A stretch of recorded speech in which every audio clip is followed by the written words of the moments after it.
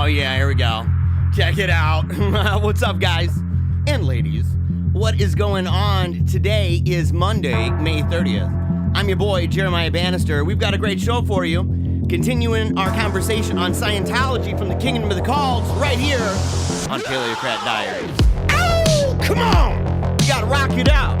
We gotta be pumped up. We love Mondays, don't we? The world is sick and tired of Mondays. They always have the case of the Munders, a boo-hooing for them. Oh no! I gotta get back to work. Oh no! I gotta do what I was destined to do, what I was made to do. Not us. No, no, no. Not me, not you. Why? Christ the King. Because we're taking a knee every single day, and we do not tire of that. Because he has all power, all authority, dominion, heaven, and on earth. Right now, it's all his. And we're part of that. We're part of that. And so we take a knee for him, resolving every thought, word, and deed regulated according to the divine constitution of the visible church. And how do we do it? How do we do it? Well, it's hard, but it's also kind of easy. We have these three kind of mottos, slogans. Got them from my daughter. She lived and died a powerful life with childhood cancer, saying never give up, keep on smiling, and remember, we're gonna die. It's totally true. So what do? Dream bigger thoughts. Give it everything you've got. No more fear, no more shame. You are deeply, deeply resolved with the kind of certitude that comes from the Comforter. And that seems appropriate, doesn't it? We're coming up on the Paraclete. It's the week. It is the week that is anticipating the Paraclete. Yes, and but we're already there for us. It's looking back. So we're pumped up, excited to give it everything we've got, knowing that no matter what we do, that Johnny Q and Sally Sue sitting in the Catholic pew, God has a plan, and you're part of it, and it's powerful. And for me, it begins, right now.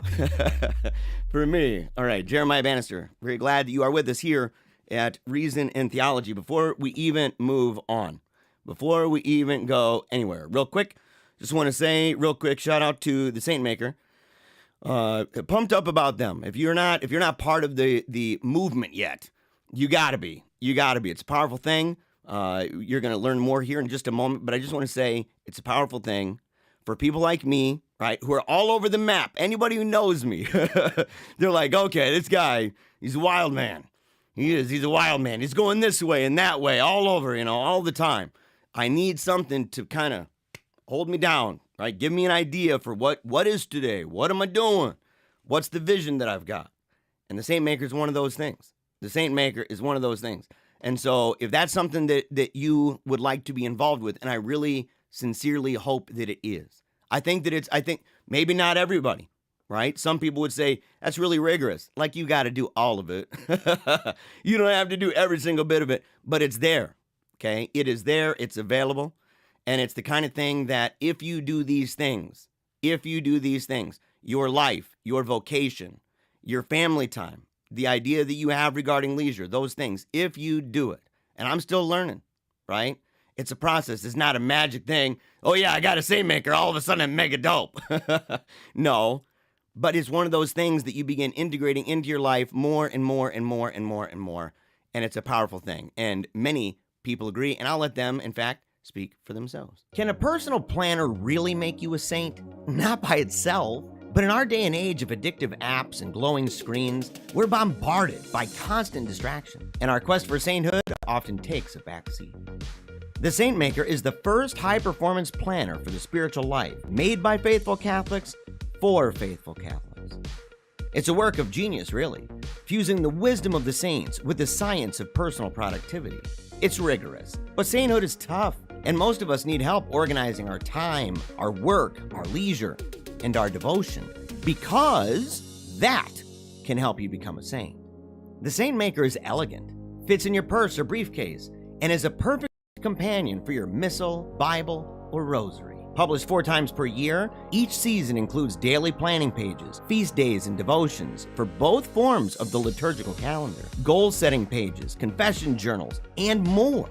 It's why the SAINTMAKER is used by hardworking Catholics, like CEO of Sock Religious Scott Williams, best-selling author Sam Guzman, YouTubers like Amber Schneider, a Catholic wife Dina Barca and Brian Holdsworth, and priests like Father Corey Stitcha.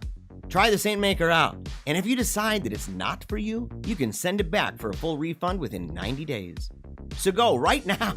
Find your life planner at thesaintmaker.com. Quantities are limited though, so head on over to thesaintmaker.com to order yours and to start your SaintMaker journey today. And you don't just have to go over there. Go to thesaintmaker.com/PaleocratDiaries, promo code in the description below. All right. Super pumped up. That is the sound right there of the Paleocrat Diaries alert system. So I hope you're going and you're running right now to get those xylophones, to go and get the harpsichord. You got to do it.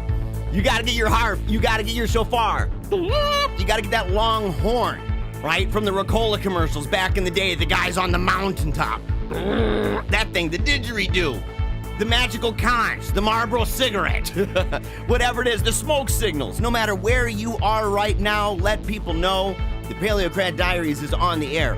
Let them know. Release those carrier pigeons all the way to the north, to the south, to the east, and the west, even Antarctica. And I've heard some crazy junk about that place. I have. We ain't going to talk about it here, but I've heard it. Oh, yes, I have. But they're even going to go there because we're talking Kingdom of the Cults. Okay, Walter Martin, Ravi Zacharias. We're talking about Scientology. It's cuckoo, man. It is straight cuckoo pant nonsense. But we're going to quackadoodle you. We are going to quackadoodle you to learn more about that L. Ron Hubbard, L for liar, and Loontoon Hubbard. We're going to talk today about their theology, their ecclesiology. You know that's a real church, by the way. They're a bunch of liars. It's on the board. It's on the marquee. We're a church. No, we're not. We're a church. No, we're not. We're going to learn. We're going to learn what do they believe? What do they say of themselves? And we're going to learn a little bit about, Xenu. That's the weirdest, fakest nonsense I've heard in a long time. And I talk about this stuff all the time. All the time. And it is crazy. You're not going to want to go anywhere. If you have friends or you know people, maybe you work with folks who are Scientologists, you got to share this link with them. You do, because you don't want them wasting money to go learn about Xenu. You want to say, save that money. Save that money. Stop being such a heretic, raging, lunatic weirdo. You got to do it. And resolve right now that today you're no longer going to be afraid. You're no longer going to be in fear, cowering, being that little light under a bushel. Oh no. No, no, no. You burn that bushel down and you just light up the world all around. You've got to do it. And be pumped up no matter what we go through, no matter how hard it gets. You're resolved to never give up, to keep on smiling, to take a knee for Christ the King, because we're all going to die. And dreaming bigger thoughts, you and I. That's what we're going to do. It's what we're going to do. Oh, man. Yeah, I love that jam. You know, I was going through old stuff. And seeing the... Seeing where we came from, right? Where have we been? How did we start? That kind of thing. And it was amazing. It's actually changed quite a bit, actually, since we began. It's changed quite a bit. We're going to real quick just go through this. And just so people know, look, the people are like, it takes you a long time to get to your point, get to the point of the show, like it's about Scientology. It doesn't say a bunch of introductions in the beginning, but we're a community here. And in fact, speaking of community, there's going to be a couple announcements here in a second. But just real quick, giving a shout out to the folks.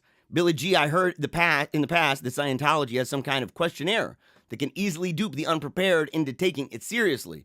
Yes. And they give you these 2 cans. They give you 2 cans, Sam. So what they do, we talked about that. I did a really excellent illustration at the end of last show about what it is, right? Like the old cans when you're a kid, talking to your buddy next door, wondering why it never works. Yeah, it's not working any better for them. So, but yes, they do. They definitely do. Christopher says, take your time, dude, speaking for myself. You're speaking not only for yourself, you're speaking for me. I was taking my time, dude. Because today, dude, today's a very special day, and we wanna just thank everybody, right? Thank everybody who's made sure to ensure, in fact, that this country is what this country is. For all of its faults, we love it. For all of its faults, it's where we're from. It is the motherland for so many people. And it's been a beacon of hope for so many people. It's why so many people, in fact, come here. And so for all of its faults, because I've been critical before. I've said things before, right? A couple things. I've said a couple things. And yet at the same time, I'm very proud to be an American. It's true. It's why I joined the Navy. So I just want to say thank you and God bless America and all that. And pray for America, right? And be part of the solution of those prayers. right? You pray. It's one of those things, you pray recognizing God's divine sovereign plan. And at the same time, you have to realize that sovereign plan includes actions, decisions, matters of the mind and will. And that involves people just like me and you. And it's not just the bigwigs, right? It's the average Johnny Q, Sally Sue. It's them. Because there's a lot more of them. And because those day-to-day tasks are what makes something so powerful. St. Padre Pio, I had a devotional of his, it just quotes and stuff. And one of them was talking about the worker bees, and little bit by little bit making a honeycomb. Or the idea of the mother or the grandmother knitting something, little bit by little bit by little bit, making something that's an heirloom, something that will last, in fact, for generations. And that it begins one little loop at a time. And I think it's powerful because it's easy to look over that or to forget, right? To miss the forest for the trees. And we're the trees, okay? It's a big forest, too. Big forest. So let's see. The evil Emperor Xenu. Wow. Yeah, it is an evil Emperor Xenu. The whole thing's crazy. Yeah, Barbara Farley. Just so everybody knows, I think this may be the first time that I've seen Barbara Farley in the live chat. Barbara Farley is a friend of mine. She goes back to when I was at Holy Faith Media, right? 5 days a week, 3 hours a day. She was there for that. She was there every day. She was on the video for the Wolfpack song, right? Howling at the sun, drinking her coffee. I don't know if it was through a straw. She had her coffee mug, right? Raising it high to the sky. That's what she was doing. She also happens to be Chris Farley's sister. Okay, and that's one of the cool things. I have actually a bunch of cool pictures that she sent since we've known each other of her brother Chris from Saturday Night Live, right? And some amazing movies, okay? Amazing movies. In fact, her whole family is very, very talented. Very talented people. And so very glad to have her there. And it was one of the greatest honors when she said early on, that some of my humor reminds her of her brother because her brother had a really big impact on me. It's true. It's true. Huge impact on me. All right, let's see. Angela says, this gent is cool. Take it straight to the dome. You better believe it, girl. Angel Gonzalez. Or is it a guy? I don't mean to be rude. I don't mean to be rude. I know some dudes named Angel. I know some ladies named Angel. So, I'm not entirely sure. But either way, thank you. I really appreciate it. Let's see. Nagel's Ghost, has Enema by Tool been played in dishonor of L. Ron Hubbard yet? No, not on the show. I can share that because I'm telling you, it's it's one of the bands I've talked about that I really like, and I think we should pray, in fact, for the lead singer for the band, Perfect Circle, the whole gang. So that's a year. If it's not the one true Church of Christ, the Catholic Church, it's just a religious club. Scientology, a church. Come on, man. So what it is, it's called the Church of Scientology. It says it on the marquee. Come on, man. I agree with you, though, Swoosh. I agree with you. David Gray says, David Gray, homeboy. What's up, man? Yeah, David is an awesome dude, man. David is an awesome guy. I wish that we were able to communicate even more because he's got a great thing going. He has an amazing backstory and just a powerful voice. And so, a great guy. I was on his show for the first time. Really excited about that. I got to have him on here. There's stuff in the making because I'm just going to do stuff not on the live show this way, but separately. That way it's just exclusive just to the interviews and stuff. That way, more content too. So you're on the list, bro. In fact, you're high atop that list. It's totally true. Let's see. Mark's Lindsay, I'm making money. That pyramid mummy money. I'm making money. That pyramid scheme money. So, yeah, dude. It is big time, wicked bad. Jesse James, average idiot. Coffee, wolf. Very glad for that. Haley, I'm glad you're here, Haley. Defend us, St. Michael. Hopefully, no cuckoo crazy bots today. That's going to be inevitable. That is going to be inevitable. It's just the way it works, right? Wesley. Oh, yeah, so Wesley's in there. Very good. All right, wonderful. Very glad for all of you. Make sure, let me go to properties here. Let me switch over to my text here. Let's see. All right, real quick, I want to say thank you for your prayers for praying for the Family and Freedom Fest that we had. It's where I got to talk about my run for my candidacy, in fact, my campaign for the Kent County Commissioner, okay? So I want to be a Kent County Commissioner. I want to join that fold. I want to enter the fray. I've entered the fray now. And the speech was awesome, by the way. Can you imagine it being otherwise? Come on, your boy. I made this lady laugh. It talked about how the guy had to make a decision. I didn't think anybody was going to run against me. And I had to make a decision once I realized, oh man, there's somebody who's actually going to run. Oh no, what am I going to do? And I met the guy and I'm like, dude is like tall, dark, and handsome. I'm Napoleon on a horse. And I said, I'm going to do it. But when I said tall, dark, and handsome, I was like, it's true. It's true. Like this. Nobody in the crowd laughed except for this one lady. And I said, she knows what I'm talking about. And so afterward, her and her, I don't know if it's her daughter or niece or what it was, said they loved my work. And so very, very happy about that. So I wanted to say thank you. Mass of the Ages. Tomorrow I'll be joining, it's the plan, I'll be joining River Run on YouTube as well as on Discord, okay? To do a review. We're going to watch it, and we're going to do a review. I've already done one, okay? And that was done on a live stream. There was a lot of people there, too. It was awesome. A live stream, I would watch the film because I hadn't seen it, but it lit up on fire on my Telegram. Everybody was going nuts. So I said, well, I'm going to watch it. I'll watch it with a bunch of people there, and I'll stop it periodically and give my thoughts and reactions and stuff. It wasn't just the theological reactions. It was also talking about film theory, right? Talking about the use of images or sound and the way that suspended disbelief can affect it, or priming, right? Stuff like that, framing, motifs. And so talked about how that plays into the narrative. I was more critical than I imagined I would be. And yeah, I was supposed to debate it this morning. We were supposed to talk about it on Terror of Demons, and it didn't work out. So they didn't even have a show today. So there's that, but we'll be talking about it again tomorrow. Again, that's going to be on YouTube as well as on Discord. Trent Horn, he was on the chat here, or he was not on the chat. He was on the channel. I don't know if you saw that. Trent Horn was on the channel. He was talking with a boy here, Michael Lofton. So Michael Lofton had him on, had him in the chapel. Dude, it's beautiful, by the way, Michael. And there was a certain part, and I only bring it up. It was an excellent conversation. I only bring it up because he mentions again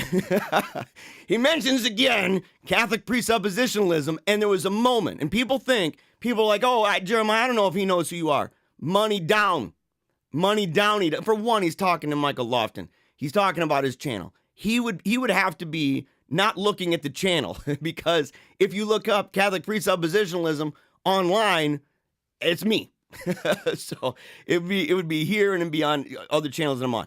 So that's the first thing. Second thing is, when he said it, he said Protestant presuppositionalists, Catholic presuppositionalists, Eastern Orthodox, and he goes, and I'm not bringing up anybody in particular, and he kind of like nodded, like assuring Michael. I'm like, come on, say my name. Say my name, man. Yeah, and I think he was also, to be frank, right, I think he may have been talking about me a little when he was saying, that there are certain apologists that they crank it up to 11. And it's off-putting. What is it like? Is it like a spark on your nose? It's like it almost sounds kind of like Corky, right, from Waiting for Guffman. It's like on your nose. Is that what it is, really? And people should drop it down to a 4, maybe. You don't even know me at a 4. Yeah, I'd still be up to 11 for a lot of people. But yeah, I get it. I get certain people. They're like, look, why can't you be more serious? Why can't you just do the normal thing, man? And I'm like, I am doing the normal thing.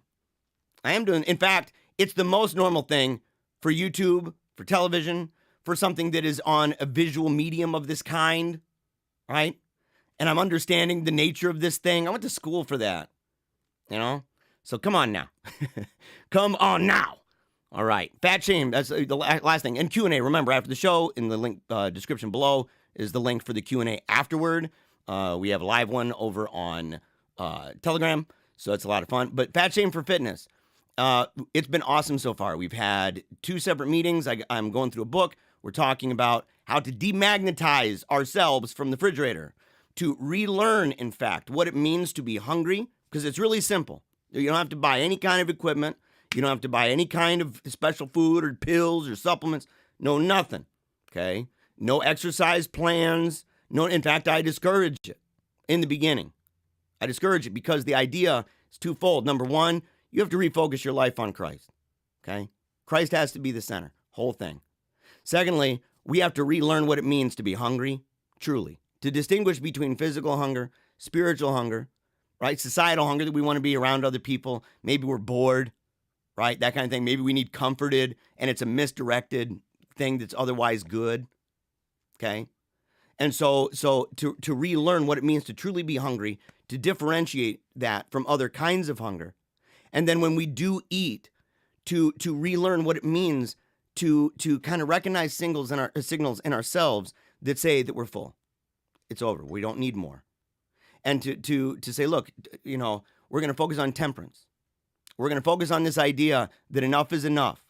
I don't need more than that. And then in between your meals, you're fasting. There's no snacks. You wait until your body gives the cue again that you're genuinely hungry. And at that point, you eat again. So there's no, you got to eat this for breakfast, this for lunch, this for that. You may eat 3 times. Depends on how much food you eat.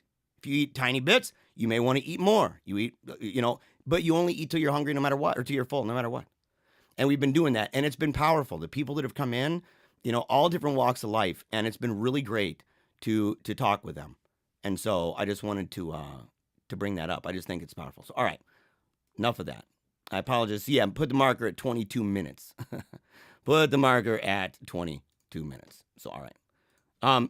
Getting into this, Scientology, okay? Scientology. We talked last time about L. Ron. We talked about who is this guy, right? What's he all about? What's he getting at? Where'd he come from? What are those weird beliefs he's got? What's that all about? So we talked about that cat. We talked about what's an audit, what's a thetan, okay? Now we're going to talk real quickly. In fact, I'll start with the scripture, right? Before the ecclesiology. So right here, the scripture, the source of authority in any religion quickly tells the reader his or her worldview. Totally true. Totally true. The source of authority, your ultimate authority, tells you what your worldview is. Much of Scientology's literature never mentions God, Jesus Christ, the Holy Spirit, the Bible, salvation, or any other theological term associated with Christianity, right? All of L. Ron Hubbard's Scientology writings, since Dianetics, are considered scripture by the church, because homeboy is an oracle. Homeboy is an oracle. That's all he is. He's got the fancy monocle. Where's the monocle? Got to break this bugger out. Got to break it. Well, yeah, here we go. Look at this. So he's got his monocle out, and he's seeing all the time any writing about Scientology. It's not like, well, it's kind of decent. No, it's scripture to them, because homeboy is an oracle. They describe their holy book in the California Articles of Incorporation as, quote, a collection of the works of and about the great teachers, including the work of St. Luke. That's kind of a weird thing, isn't it? I mean, like, I get it. The New Age culty people, they're like, oh, yeah, the great teachers, the great masters of history. I get that. But then mentioning, oh, yeah, and also, St. Luke. And that's even weirder because, strangely, references to Luke's gospel in Scientology writings are, of course, virtually non-existent. What the heck is up with that? Why even mention St. Luke? What's that all about? Other than they're tricksters, they're hucksters and liars. Hubbard revealed his sources for his church in the Phoenix Letters, 1954. Right, so is Hinduism, right, is best read in a literal translation from the Sanskrit, right, the Veda. A great deal of our material in Scientology is discovered right back there. Tao means knowingness, he said. In other words, it's an ancestor to Scientology. The study of knowing how to know. Now, the Veda, the Tao, the Dharma, all mean knowingness. We first find this Buddha. Actually, it's Bodhi. This probably would have been Dianetic release. Another level has been mentioned to me, Arhat, with which I am not particularly familiar. So he's familiar with Xenu, which, in fairness, we're gonna just say it's kind of like a mythology to them, right? At least that's their claim. So you're supposed to see with your magical monocle eyeballs by the time you spend over $100,000 and been kind of popular and powerful that you've reached that place to go in through a bunch of secretive doors to then read this particular thing after signing that you'll never talk about it. And they're smiling. Yeah, you dig that? You see that? Xenu, baby. And you're like, wait. It's a myth. It is a myth. Come on. Another level has been mentioned. Dhyana could be literally translated the Indian for Scientology. If you wish to do that. What do you mean if you wish to do that? If you wished to interpret it in this way, I mean, you could. This guy's playing, this is silly putty. All right, he's playing Mr. Potato Head with language. That's what's happening. This is like newspaper eisegesis, right? It is. Where you kind of say, oh, I'm starting with this idea. I'm going to go back and I'm going to infuse those old ideas with my concepts. And you could interpret it that way. No, yeah, I'm sure you could. From this, we see the eclectic nature of Hubbard's theological authorities. Of course, we also talked last time, if you remember, let me see, where do we have that last time about the the groups that he got, right? Where he got the writings from, right? Wasn't it like there was right here. The resources claim for Dianetics. The medicine man of the Goldie people of Manchuria. The shamans of North Borneo. Sioux medicine men. The cults of Los Angeles. And modern psychology. Among the people questioned about its existence were a magician whose ancestors served in the court of Kublai Khan. And a Hindu who could hypnotize kitty cats. So homeboy's talking to the weirdos on the streets, right? The guys who haven't washed their hair, and they've got like one big fat dreadlock because they haven't washed their hair or anything and taken a shower in a long time. And he's like, hey man, I can hypnotize cats. And he's like, you sound like exactly the guy I'd like to talk to. You would obviously have enormous amounts of wisdom. Freak shows. But he had his favor. He really liked this Buddhistic prophetic interpretation. All right, that he believed that people are studying an extension of the work of Gautama, right? Begun about 2,500 years ago. Scientology claims its church, quote, does not conflict with other religions or religious practices. We're going to find that out. You tell me. You tell me, as it clarifies them and brings understanding of the spiritual nature of man. But Hubbard questioned the origin of the Bible, right? He said, if we look into the Christian Bible and we find the Egyptian Book of the Dead, the parables, the New Testament, the same parables elsewhere, in many places, one of those was the Egyptian Book of the Dead.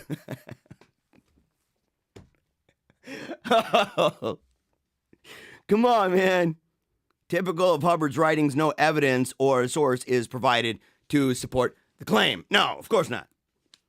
Of course not. Well, even if it was, it'd be hilarious. I saw somebody in here talking about the Zeitgeist movie. It sucked in a lot of naive atheists. I was at the forefront, right? Early days of the Zeitgeist stuff, man. Actually, when I was an atheist. And I was like, man, this is interesting. I've never heard this before. Wow. Yeah, that thing's really gone away, hasn't it? Yeah, it didn't do too well upon examination. People started looking at the sources and going, wow, you're really straining at the net here. You're really trying to squeeze something, that just ain't there. Now, truth for the individual in Scientology is often subjective and existential. We can quote again Hubbard, know thyself, and the truth will set you free. In contrast, Jesus said, if ye continue in my word, then are ye my disciples indeed, and ye shall know the truth, and the truth shall make you free. Right? So it's ourselves in Christ. Yes, ourselves, but not ourselves apart from who we are as creatures created in the image of God, living and moving and having our being in his created order, wherein the Creator makes sense of our experiences, right? Gives intelligibility to those things, justifies those things, gives a grounding for those things. In that regard, yes. Otherwise, you're just let loose to know thyself in a bunch of cuckoo ways. And where would you draw the line? No, you're not really that. You're really this. And you say, how dare you? How dare you say that I can't come up with my own idea of know thyself? I know myself to be a grand emperor king. A grand emperor, the poobah of the world. It's like personal pronouns.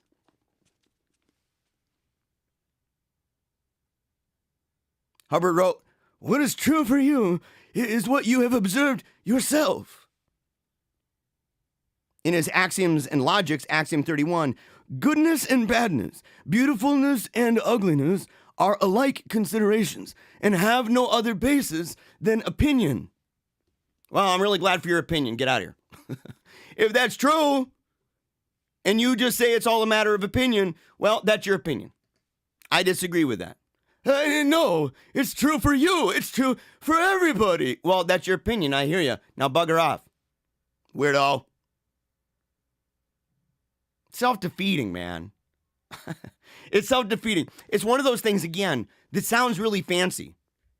People spend large money, big bucks, hoping for no whammies. No whammies, come on. Boom. Yeah, and what do they hit on? There's no such thing as truth. It's only opinion. Is that true? It's my opinion. Okay. Whoop-de-doo. Good for you, weirdo. Bugger off. Scientology describes deity in three ways: supreme being, God, and gods. Members are free, of course, to choose their concept of God. In the Scientology Catechism, as found in What is Scientology, it states, what is the Scientology concept of God?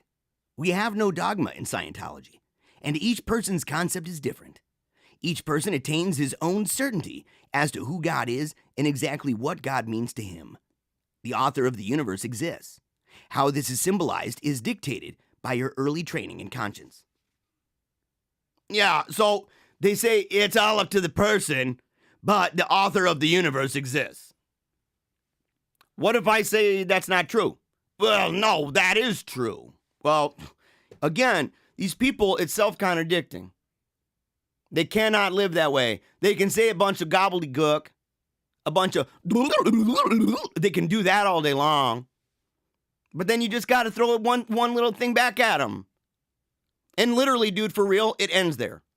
You do not need to go on with that. If somebody's ultimate assumption is that things are only opinion, tell them, well, that's your opinion, now bugger off, weirdo. You do not need to go on and on and on. You can demonstrate and say, look, this is obviously you believe this is true. You don't just believe this is opinion. You believe that this is the true framework for everybody else that gives sensibility to everybody else's individualistic interpretation. Like when people say all the gods are pointing up to one God. So like all these other gods, it's like coexist, man. They do believe that there is one, but that one God is different than all the other gods. Maybe it's a combination of all of them.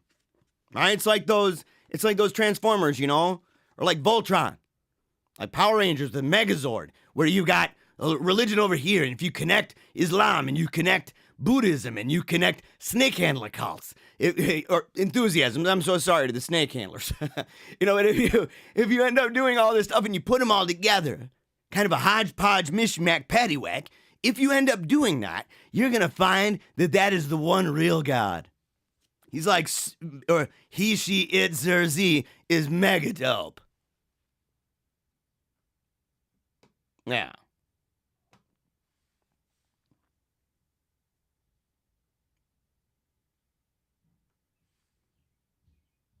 They address God in the monotheistic sense in many places, yet Hubbard also speaks of the activity of gods elsewhere. In their Articles of Incorporation, we find, believing that man's best evidence of God is the God he finds within himself. The Church of Scientology is formed to espouse such evidence of the Supreme Being and Spirit as may be knowable to men. Yeah, so multiple gods. At least, like, you can believe in a phony. They're kind of saying, look, people have their own gods. It's like real to them, right? It's their opinion, and that's okay. Because it kind of like still plays into it, I guess. And you're still talking about the supreme being. Hubbard then finds no contradiction in promulgating polytheism in his Phoenix lectures.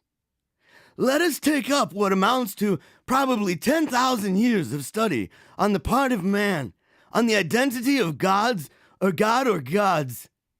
There are gods above all other gods. So on the one hand, they'll tell you, oh no, dude, we're like totally monotheistic, man. We're totally compatible with Christianity. Oh, you are? That's weird, because you sound like a Mormon now. Some polytheistic wackadoodle. Cuckoo pan nonsense. There are gods above other gods and beyond the gods of the universe. Furthermore, he wrote a hymn stating, there can be love for gods. Behave, obey, be courteous to gods, Lord Buddha and myself, and to your leaders. Be obedient and myself. Yeah, this guy, man. This guy definitely was a messiah. He was definitely a messiah, no doubt about it. Be obedient to me. Where do you get your holy orders? What? I was writing science fiction. I got holy orders from an intergalactic group of, aliens and such. Wow! Hubbard rejects the Christian doctrine of the Trinity. The Christian God is actually much better characterized in Hinduism than in any subsequent publication, including in the Old Testament. Wow. So the idea, the Christian God, is better characterized in Hinduism than it is in, let's say, Nicaea, or as it is in any of the creeds that we've got, by any of the saints that we've written about it and talked about it.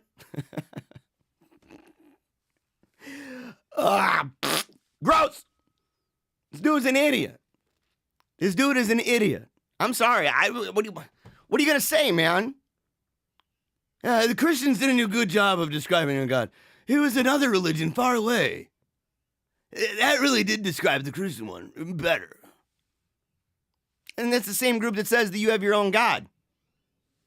That's strange. Scientologists are taught by Hubbard that man is part God, and can attain godlike nature. He wrote, a pre-clear is a precise thing, part animal, part pictures, and part God.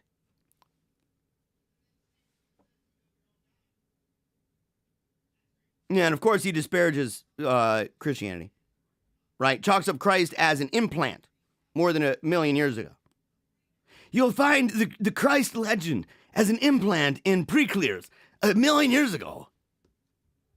Now, I can actually jive with the idea that the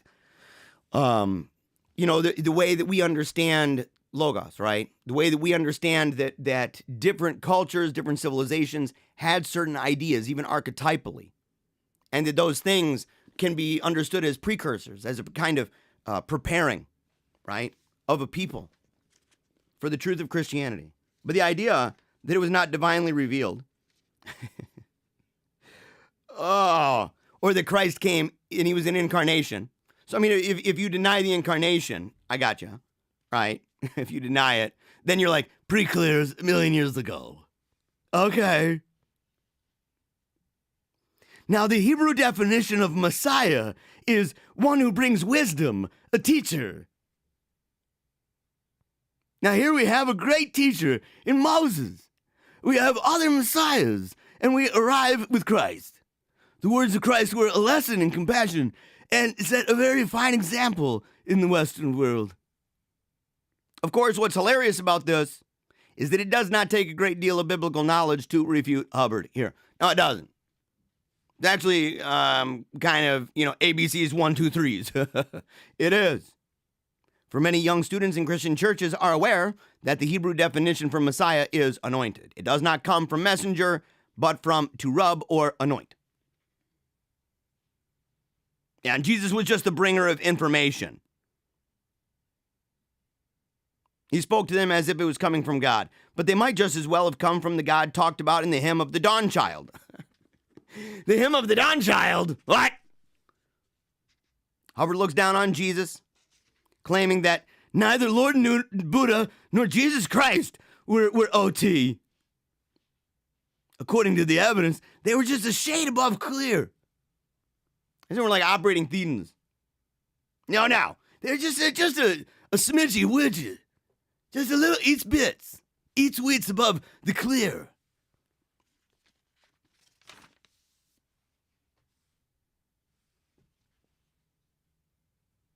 Yeah.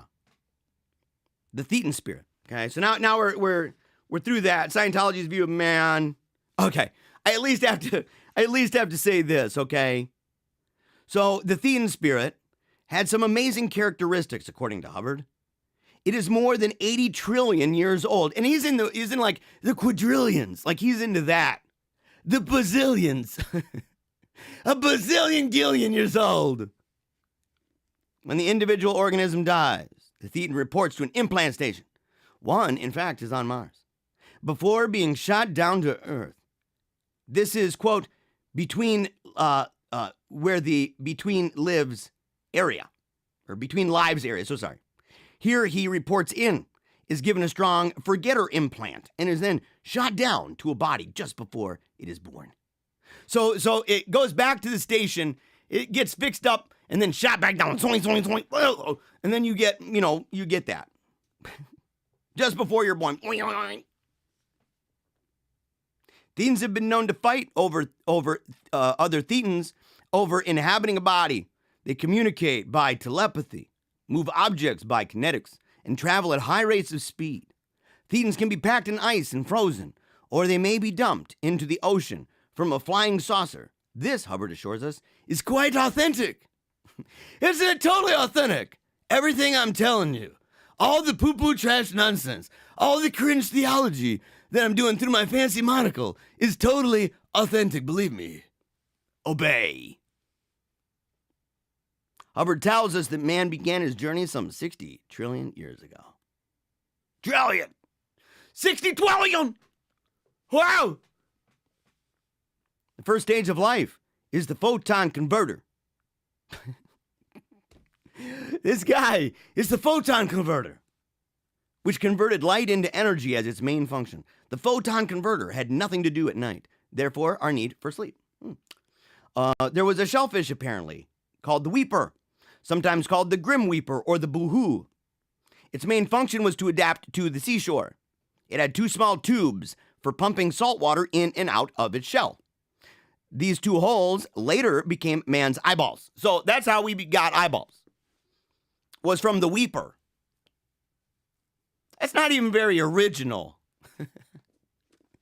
Well, what was the mouth from? The giggler. It was the giggler. The giggler did it. Also known as the ha-ha-ha-ha. The name boo-hoo or weeper was coined because some Scientologists would cry during Scientological auditing due to recalling the sand being caught in the pumping tubes. So they would be like, oh, I'm feeling it, man. I'm totally, yeah, you're doing the audit, and I'm feeling the weeper. I'm feeling the weeper. I feel the sand, the grains in my eyes.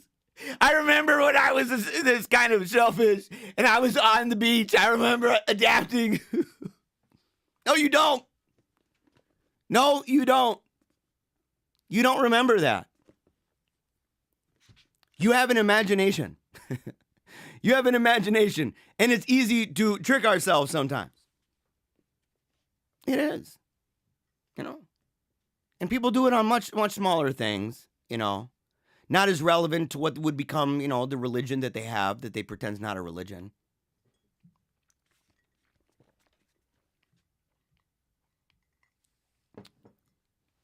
Let's see. Hubbard suggests in History of Man that many of our problems may be traced to former lives. So now we really are in the world of Unarius and stuff. Smoking tobacco results from smokers dramatizing volcanoes they saw in previous lives. Dang, son. So when people are smoking, what they're really doing is they are like, in a very kind of subtle way, unconscious way, they're envisioning the volcanoes from the past. Where could that end? You know what I mean? Look at that, and it's like it's a technology in a way, right? Like it's one of these things that we learned we can transport certain drugs because it made it easier to do. Made it easier to do, maybe not as gross with spittoons and such. And you're like, oh, I can smoke that bugger? Maybe they were around at one time and they were burning it, kind of like that one journalist. Anyways, I don't know if it's BBC or what it is, where he's on TV and he's around a bunch of marijuana and coca plants, right? Coca. And he's sitting there, they're getting super blown out, wicked high, right? He's all spliffed out. He is, dude. He's got a Swifty going. He's like smelling it as it's coming in his face. Eventually, the dude's barely even able to talk. And they're like, man, could we do this in a different way? Or I'm not like burning all of it and getting everybody high because, I'd like to kind of hog it for myself. Fear of falling can be traced to being a sloth and falling out of trees. Of all the animals to pick. Of all of the things. It's like, oh, yeah, of course, obviously. The fear of that, right? The fear of falling. It's because, you have the memory of when you were a sloth, and sometimes sloths, they fall out of trees. It's like when little kids say, hey, Daddy, why is that tree there? And he's like, so that you can get some shade. Why is the grass on the ground, Daddy? Well, that way, our yard looks better than our neighbors. No, it's grass. Like, there's, maybe you put it there, maybe you planted it there, maybe you did it for that. But in natural occurrence like that, we're imposing meaning in a way to say, no, that is the reason why it's the shade. It's so that on a hot day when it's sweltering hot and we're sweating like pigs, we can go under the tree.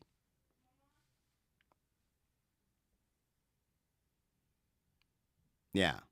Oh, yeah, and on the Bible regarding repentance, he said, it's despicable and utterly beneath contempt to tell a man that he must repent or that he is evil. Wow, man. Yeah, it doesn't conflict with Christianity. Weirdos, man. They like to use the word rebirth instead of reincarnation. Although the term reincarnation is found, in fact, in their writing. Hubbard emphasized that salvation is to be free from the endless cycle of birth and rebirth. And the way to do that is to erase engrams through auditing.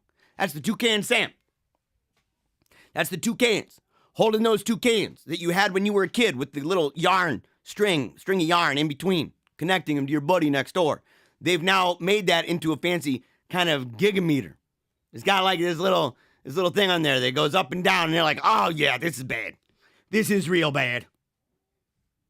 But that's how you do it. You got to get them buggers out. The engrams, the images. In some auditing stations, Scientologists may experience accompanying signs when engrams are released. When one releases an engram, the erasure is accompanied by yawns.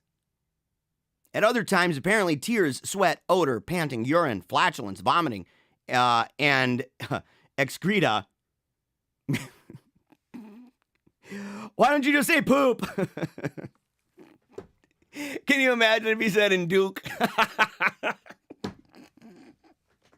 Yeah, so he's being really serious.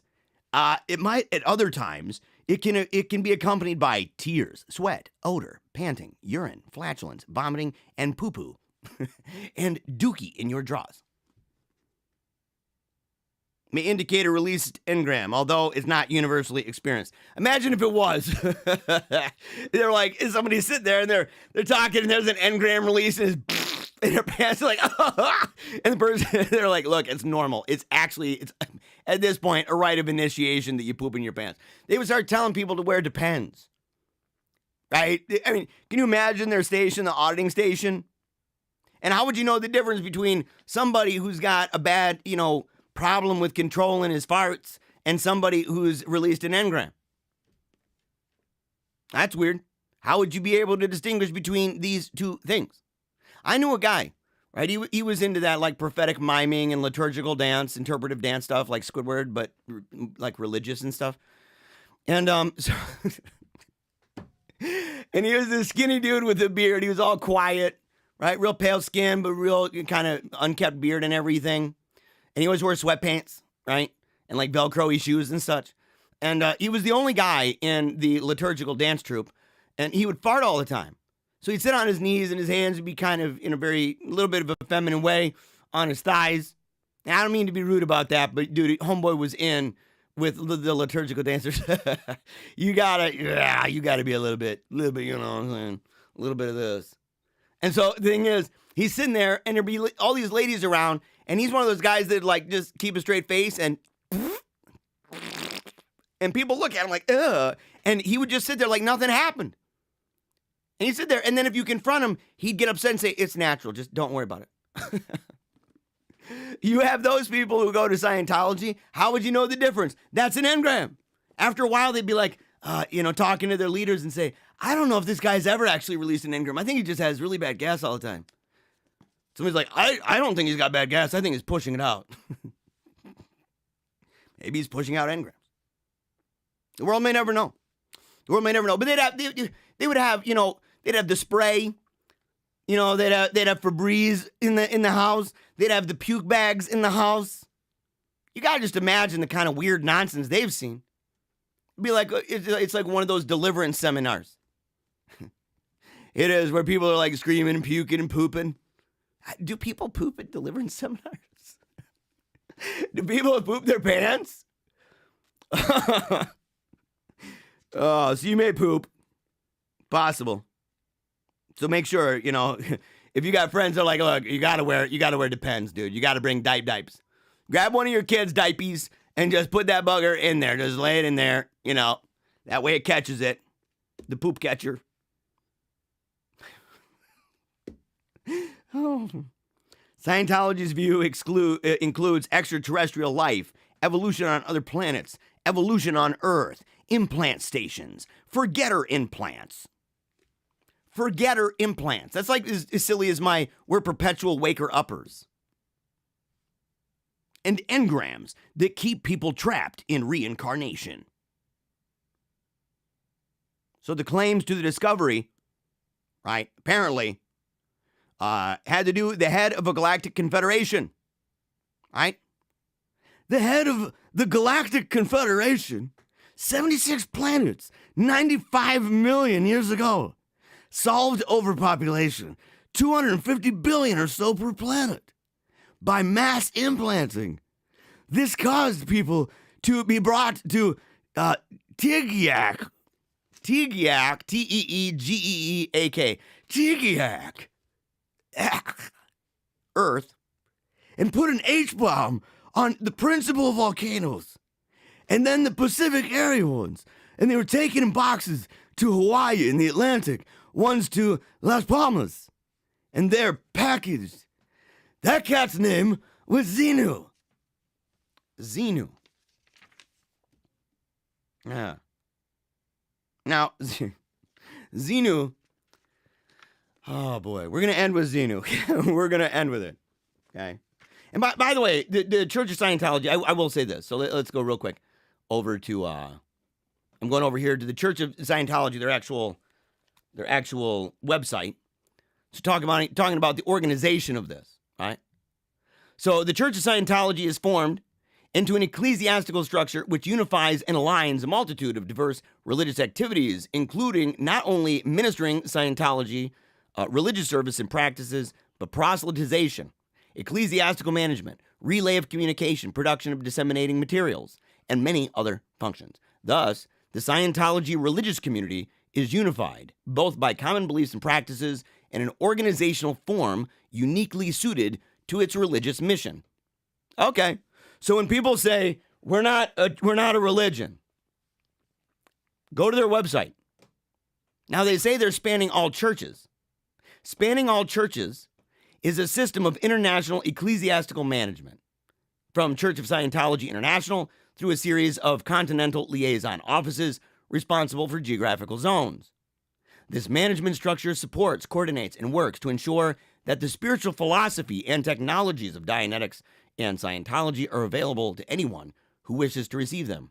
And they do it according to the exact they're applied precisely as L. Ron Hubbard set forth. So they have a hierarchical structure. They have an idea regarding an orthodox manner of ways that religious practices are ministered. All Scientologists are thus assured an orthodox religious observance in every church around the world. It's a religion. It's a church. Do not let them lie to you.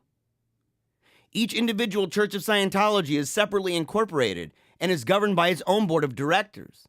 The officers and directors also form the ecclesiastical management of the church and are fully responsible for providing services to their parishioners and their surrounding communities. You can find that, of course, over on the website. Now, it is time to talk a little itsy bit about Xenu. Okay, now, Xenu, other than being ridiculously fake, nonsensical, basically a kind of finger puppet, for Elron to shove his words into, you talking to me, Xenu? That kind of thing. Yeah, you're talking to me. But I want to just clarify first. Authors Michael McDowell and Nathan Robert Brown discuss misconceptions about the Xenu text in their book, World Religions at Your Fingertips. Interestingly enough, they say that this has been misunderstood, Xenu. The story is actually meant to be a working myth, illustrating the Scientology belief that humans were at one time spiritual beings existing on infinite levels of intergalactic and interdimensional realities. At some point, the beings that we once were became trapped in a physical reality, where we remain to this day. This is supposed to be the underlying message of the Xenu story. Not that humans are possessed by aliens, okay? So we're trapped. So they say, well, so you're not possessed by aliens. However, there's an infinite levels of intergalactic and interdimensional realities, okay? And that these beings that we once were became trapped in this one. So you have multiple levels of intergalactic and interdimensional realities that are now trapped in our physical reality where we remain to this day. And we are kind of a composite of these things. Now, that's the underlying message, supposedly, of the Xenu story. McDowell and Brown conclude that these inappropriate misconceptions about the Xenu text have had a negative impact. Quote, such harsh statements are the reason many Scientologists now become passionately offended at even the mention of Xenu by non-members. Whoop-dee-doo. Whoop-dee-doo. That's part of the deal. If you have a religion that's a mystery religion that's got super secret rites and super secret meanings that are not at least publicly accessible, maybe you can't understand the mysteries. We have mysteries in ours. We have things in ours. And we believe that those can be understood only with faith. So we believe that. But we also believe that it's not unreasonable that people would be able to look into these things and get an understanding that they could actually describe these things. They'd be able to describe the Eucharist. If for no other reason, then they could learn to quote how we describe the Eucharist. But if you have it behind the secret door and little bits get released over here and little bits get released over there, every religion that's done that experiences the same kind of mockery, the same kind of suspicion. They can be upset about that and say, yeah, but this is our secret. I get it. We live in a world, especially now, where even state secrets are papal secrets, right? That these sorts of things, that they're looked on with suspicion. And I defend those, by the way. I defend it. But if they can't come out and just say certain things, even if it's you wouldn't completely understand, well, then we can at least talk about what we do. And that's what we're about to do right now. We're about to talk about Xenu. Come on now. We're going to talk about some Xenu going on. So what is this thing? What is Xenu? We're going to scroll up here. All right. Wow. That's a lot of information. All right. In Scientology, Xenu, also called Xenu, was the dictator of the Galactic Confederacy who brought billions of his people to Earth. We've already read that. right, in a DC-8-like spacecraft 75 million years ago, stacked them around volcanoes, killed them with hydrogen bombs. So whether or not it was hydrogen bombs, maybe it's kind of like the book of Revelation, right? Is it really locusts or is it helicopters? You get into that conversation with the pessimillennialists, the doomer gloomers, the end times fanatics, the dime store prophets on a street corner talking about the end is near, the end is near, the rapture's about to happen. Maybe it's like that. These events are known within Scientology as Incident 2. And the traumatic memories associated with them as the Wall of Fire or R6 implant. By the way, when you read this kind of stuff, are you impressed? Like, is that like, oh, Incident 2, the Wall of Fire, R6 implant? Like, I get Wall of Fire. I mean, that sounds kind of dope. R6 implant? What? Incident 2? What? This is like, cheap trick sci-fi. It is. It kind of, I guess to me, I sit there and I'm like, look, if a guy's cranking out material and he becomes a cult leader and he's doing all this stuff, it's going to sound like himself. He's just going to be doing, sci-fi words, sci-fi names. All of it's going to be that. You kind of get that feel, man. The narrative of Xenu is part of Scientologists' teaching about extraterrestrial civilizations, alien interventions, and earthly events. It's described collectively as space opera by L. Ron Hubbard. Yeah. So he detailed the story in Operating Thetan Level 3 in 1967, warning that the R6 implant, past trauma, was calculated to kill by pneumonia, etc., anyone who attempts to solve it. So it's not about knowing it. It'd be about solving it. So anyway, so there's a mystery, right? So in that sense, it's something that's it's so transcendent. There's an otherness about it that we are unable to penetrate, or if we are, that in our desire to understand it, we become, we're going to be killed off by pneumonia or something. Now they have a secret advanced technology considered as a sacred and esoteric teaching, which is normally only revealed to members who've completed a very lengthy sequence of courses costing tremendous amounts of money. Yeah. So they're like, look, it's going to cost you a fortune. It's going to cost you a fortune, homie. No doubt about it. Let me see. Now, a bunch of material has come out because they officials widely deny or try to hide this story. However, as the nature of things, material ends up getting leaked here and there, especially with anything to do with as litigious as they are, right? They're in court all the time. You want to play that game, that's fine. Stuff's going to come out, homie. Stuff is going to come out. And so you end up having a bunch of this. And of course, also through the internet. I mean, they had kind of a war going on with Anonymous, with WikiLeaks. Now. So, Xenu. You go back, right? So we're talking a long time ago. We're talking long time ago, right? 75 million years ago. Xenu was the ruler of a galactic confederacy. 26 stars, 76 planets, including Earth. But there was a major overpopulation problem. We already mentioned that. The problem was, as happens a lot of times when people don't like the way things are going, everything's kind of cramping their style. They wanted to depose the leader. And they didn't like the guy, Xenu. He was about to be deposed from power. So he got this plan together. And the plan was, not to settle it or fix it and figure out, like, how do we get around different planets or whatever. Instead, he is going to just eliminate the excess population from his dominions. Because he was evil. So he wants to just kill off people. Right? He's kind of a, mustache man. One of those guys. With the assistance of psychiatrists. Okay, well, you know what? Actually, I believe that. If this was real, that makes sense. That might be one of the more realistic things I've seen in all this. that, yeah, psychiatrists would definitely be involved in with Xenu. He gathered billions of his citizens. And the idea was that as a pretense of income tax inspections. So he's like, look, we need to inspect you on the income tax. We need to figure out if it's all good. And they're like, okay, sir.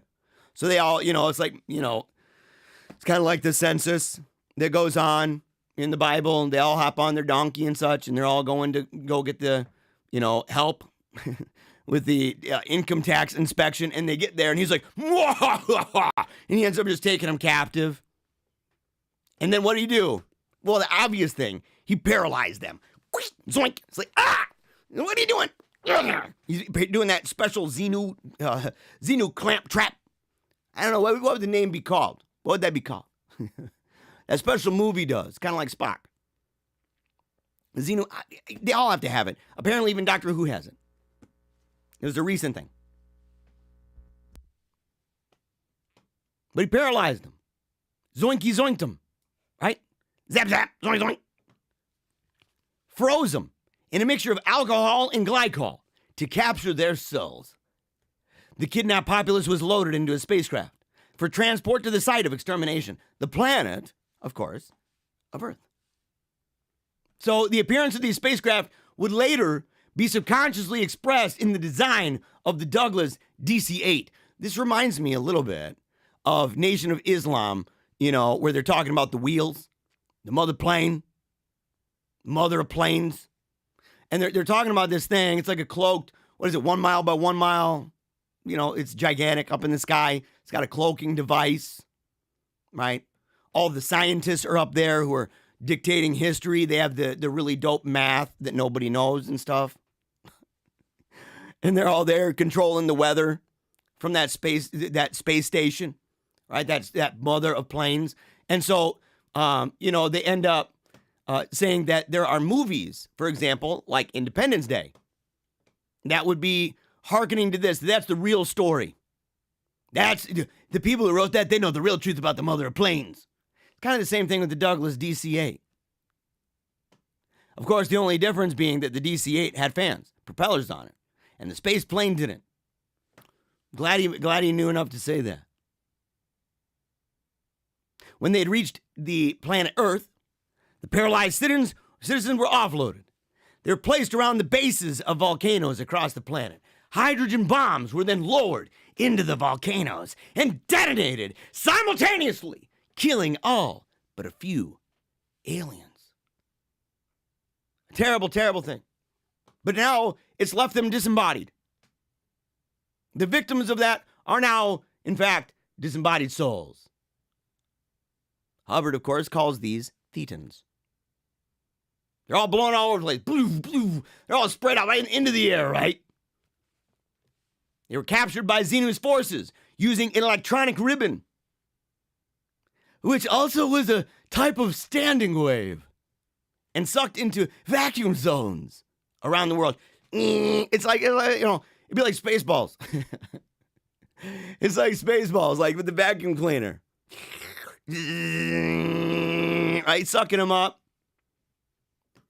The hundreds of billions of captured thetans, they were taken to a kind of cinema. They were forced to watch 3D super colossal motion picture. Dude, that sounds dope. That sounds like something I want to do. Guys, you want to hang out with me? Buy a ticket to a 3D super colossal motion picture. And for 36 days, I don't know about that. It better be really super duper colossal. If you get a super duper colossal 3D motion picture ticket for me, I will make that trip, even for 36 days. This implanted what Hubbard termed various misleading data into the memories of hapless thetans, which has to do with God, the devil, space opera, etc., etc. Including all world religions, by the way. Hubbard specifically attributed Roman Catholicism and the image of the crucifixion to the influence of Xenu.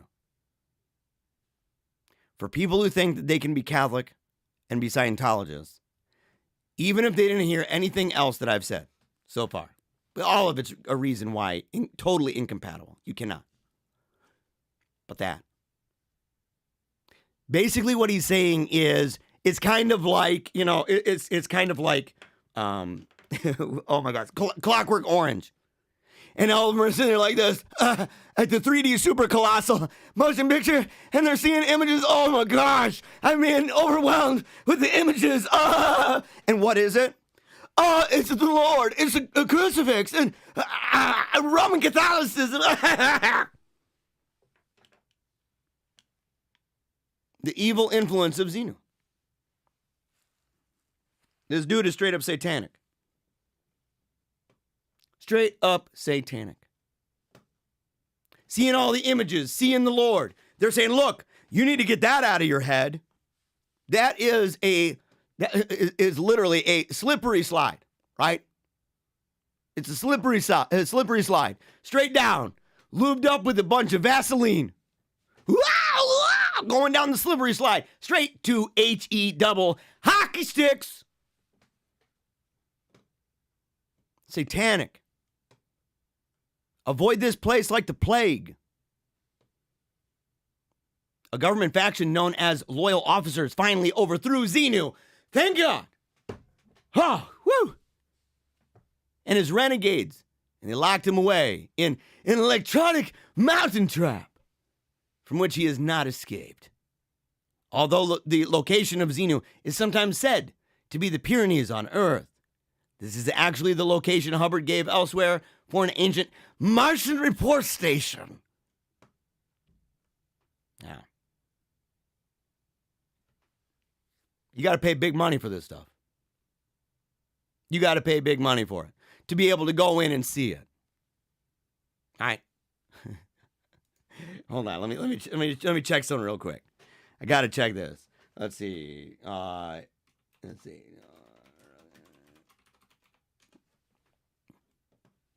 Yeah.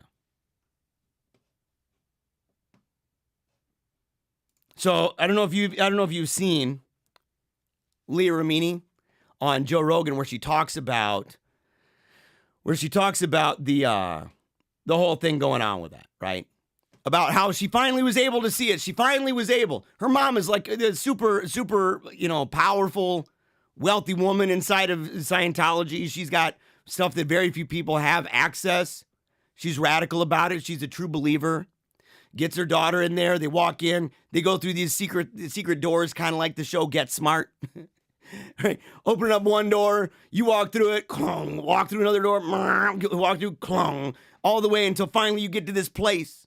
And you see this magical kind of scroll, this paper with these stories. And what happens? They're like, look, break out your monocle. We're going to show you the scrolls. Really? Yes. You've given us a lot of money. I mean, you've done a great job for a long time. And so now you're finally able to see the scrolls. Open your eyes through the monocle. And what do? They look down. Hold on. What am I seeing? What? What is this crap? What is this? This is the magical secret? This is what I'm going for? And the people are looking at her going, yes. Yeah.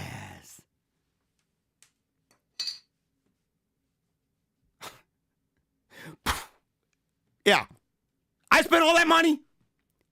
I spent all those years. And they're like, no, it's like a myth. Look, I've been reading myth for a long time. This is trash. This is trash. This is not even a good myth. I paid for this. And you don't have to believe it. You don't need to believe it. You need to do it. And why? Because now you're going to audit. What is it? Audit the Thetans? Now you're an auditor. You're going to be doing it now. And you're like, oh, I'm going to go talk to these things. Cuckoo, cuckoo. That's when you book it and run. That's when you tie up those shoes, those New Balances. Like, what are you doing? I'm just tightening my shoes. Why? Because I got to bounce. And you just get out of there. You ain't getting your money back. That's for sure. That is for sure.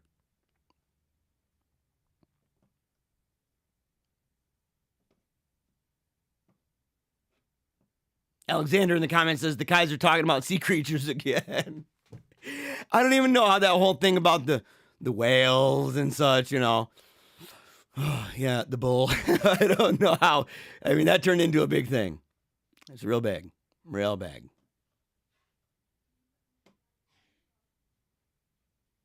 Let's see. Let me get back here to the Xenu. So yeah, belief in Xenu and body thetans is a requirement for Scientologists to progress further along the bridge to what? Total freedom. Total freedom. Yeah. Apparently, oh, by the way, the OT3 also deals with Incident 1. And that, just to let people in the comment section know, because people were saying, like, look, man, you know, you're talking like, what would that be? Yeah, 60 trillion. 60 trillion years ago. This gets even better, dude. 4 quadrillion. 4 quadrillion. Gazillions of billions. Yeah, it says a bazillion, gillion, quadrillion. 4 quadrillion years ago. Ah! Wow. Critics of Scientology have suggested that other factors may, in fact, have been at work. In a letter of the time to his wife, Mary Sue, that's like the wicked Sally Sue's. It's like the wicked twin sister of the Sally Sue who listens to the show. Johnny Q and Sally Sue. This is the evil sister-in-law, the evil stepsister, Mary Sue. Hubbard said that in order to assist his research, he was drinking alcohol and he was taking stimulants and depressants. I'm drinking lots of rum. I'm popping pinks and grays. I'm popping pinks and grays. His assistant at the time, Virginia Downsborough, said that she had to wean him off the diet of drugs, to which he'd become accustomed. So this dude was on a diet of drugs. No wonder he looked like the wicked love child of the first Doctor Who, right? And Christopher Hitchens. No wonder, dude. No wonder. He's blown out. Drinking lots of rum. Popping pinks. Popping grays. Russell Miller posits in Barefaced Messiah that it was important for Hubbard to be found in a debilitating condition so as to present OT3 as, quote, a research accomplishment of immense magnitude. Yeah, because he was blown out. So if he's ripped out of his gourd and he's writing this and people are like, oh man, he was like way debilitated and he still was able to do this. Obvious proof. Obvious proof that it's legit. I got kind of a word that might rhyme with that.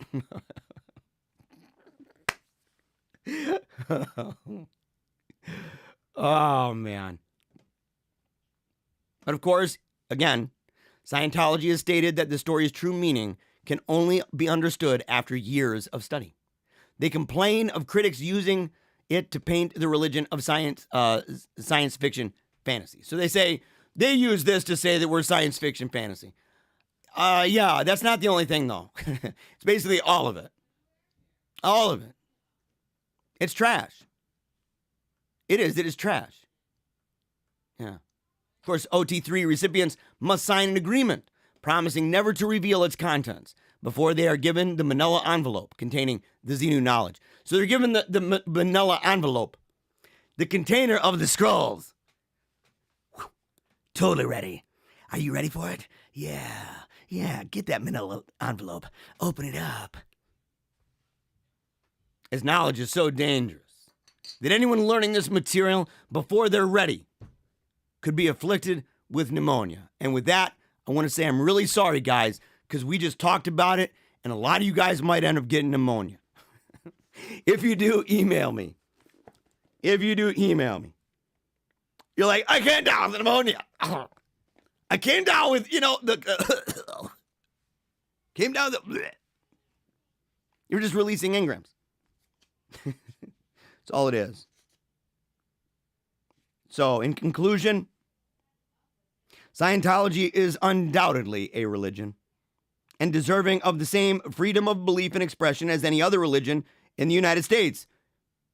if you're into that, including biblical Christianity. However, it's also open to the same kind of critical evaluation by the Bible, right? By our faith, catechism, philosophy, reason, science, history, all sorts of things that we're able to analyze this and destroy this wicked system, this evil, diabolical, deceptive, destructive cult. Because when the teachings of Scientology are compared with the Catholic worldview, Scientology is illuminated as the empty facade and imitation that it truly is. Totally, 100%, unquestionably, undoubtedly true. It's totally true. And so I hope that, if you've got friends, by the way, and I know you've got friends, but if you got friends who need to hear this kind of thing, and they're wondering about Scientology, they're wondering about it, make sure, of course, to share this with them and let them know to connect with us. Okay, let them know to connect with us, and you can do that by checking out what's on the screen. Okay, PaleocratDiaries, PaleocratDiaries@gmail.com. And remember, as I said earlier in the show, right after this is a Q&A. It's actually just going to be a chat. We're going to have a good time, okay? We're going to have a good time talking about just anything else. It doesn't have to just be about Scientology. It can be about a number of different things, okay? But on top of that, including the Mass of the Ages, the review I've already done, which was a lot of people, it was fiery, let's put it that way. It was intense, right? There's some consequences to stuff too. It's bad. So I was not happy about it. But it was the first time watching it. So these are just initial reactions, initial thoughts. Tomorrow will be the second time, and that will be with River Run. It's going to be a bunch of fun over on YouTube and on Discord. If you'd like information about that, of course, reach out to either him, Michael, myself, doesn't matter. On top of that, make sure, go to Telegram. The link is in the description below, okay? And you can go there because it's an awesome chat. It's a lot of fun. And we talk about apologetics, theology, philosophy, all different kinds of religions and heresies and everything else, art, music, friendship, family, marriage, parenting. We have live chats every single day. I'm on live chat in there for maybe an hour and a half to 2 hours every single day. That's my people, right? Those are my peeps. That's my place on the interwebs. It's my home, away from home, okay? It's where I go to connect with people, awesome people who've changed my life. If you'd like to be part of the Fat Shame to Fitness program and join those people who are allowing God to transform their lives, to stop making food behave for them, but getting back down to that place to understand what it means to be hungry for food or hungry for God, join us on Telegram as well. Until next time, never give up. Keep on smiling. Memento mori.